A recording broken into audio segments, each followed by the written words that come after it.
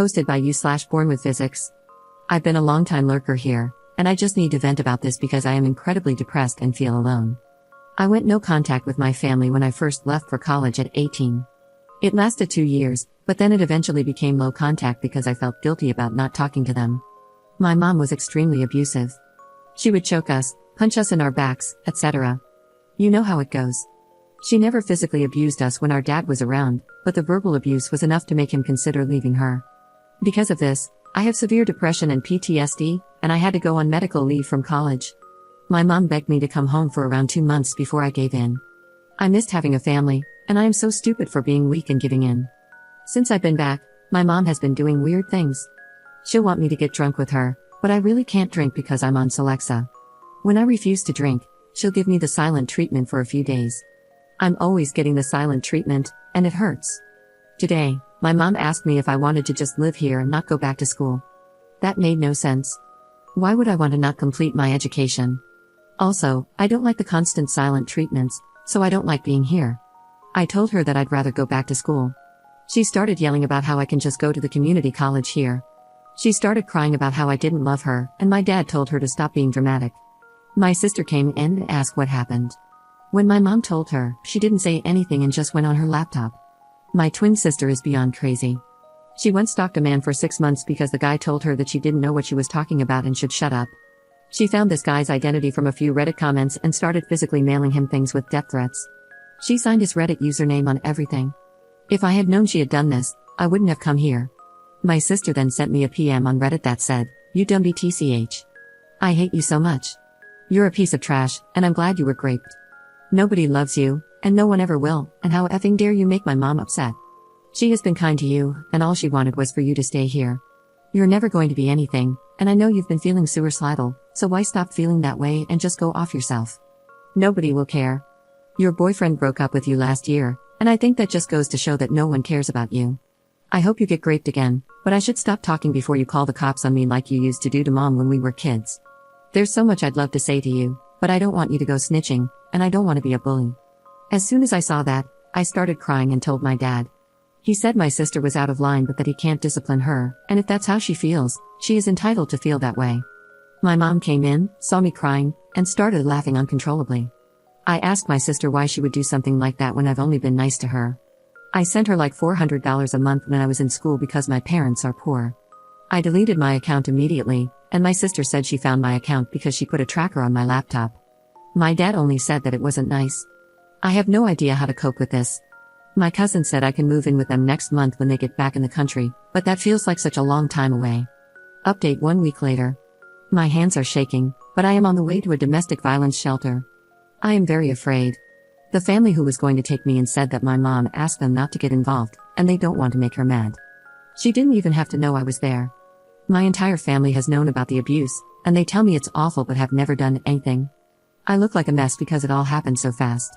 An object was thrown at me, and nasty things were said. My life was threatened. I didn't even have time to shower yet. I am at the ER getting my medicine. The DV shelter is paying for it. I'm afraid of getting judged because I actually rolled out of bed and look awful. But I had to escape. The shelter only gives me 30 days, so at my job interview, I think I'll be honest and tell them I really need the job because I'm in a shelter. It's at a cinema, so that would be nice.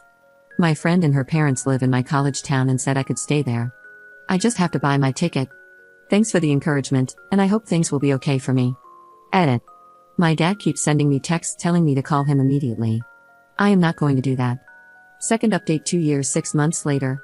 Wow, so it's been nearly 3 years since I posted on this forum, desperate for help. For some reason, these posts just popped into my head after all this time, and rereading them, I just want to hug my former self because I had forgotten how bad things were. I also want to hug all of you for helping me. I wrote down the advice you gave me, and I used it. I really did. I may be a little vague to continue preserving my identity. So here goes the last update to this saga. And it's a happy one. The shelter I stayed in was very nice and brand new. The staff told me how cramped the other one was, so I'm very lucky I arrived when I did. After the first day, my nerves relaxed, and I could just breathe.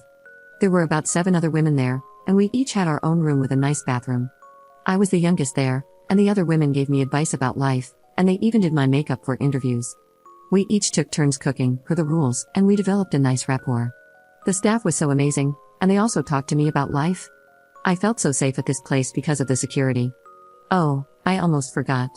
A church group came to give us quilts they had made, and I still have mine. Sometimes I snuggle with it and think about how far I've come.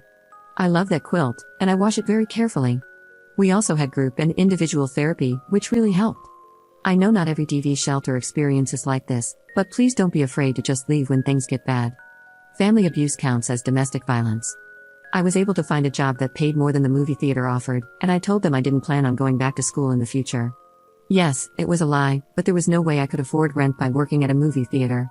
I decided to look for my own place instead of staying with a friend who offered because I needed stability, and if things went bad, I didn't really have a support net and would have to start over. I had no reason to think things would go bad, but after leaving such a bad situation, I guess nothing felt secure to me. I rented a room, and my roommate was never home because he was a truck driver. I didn't feel very comfortable staying with an older man I didn't know, but I had very few options. He was very nice, and because our schedules never aligned, we left each other goodbye notes since we couldn't do it in person. I still have his note. I did go back to school the next semester when my medical leave was over, but not at my original school. I felt like I needed a fresh start, and my family knew about the old school anyway, so I applied to different schools. I got into a great school. I told my story, everything I had survived, in the essay.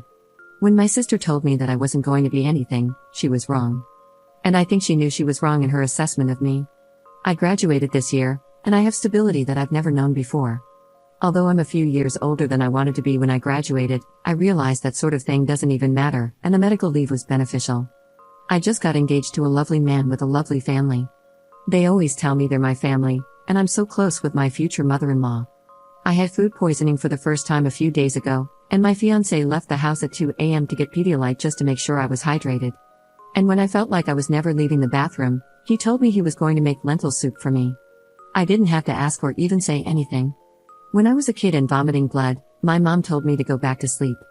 It feels nice to be treated this way, and sometimes I catch myself saying, "You don't have to," when he tries to do something nice for me. Anyway, he has 6 siblings, and they're like the siblings I never had. I learned to value myself and put myself first.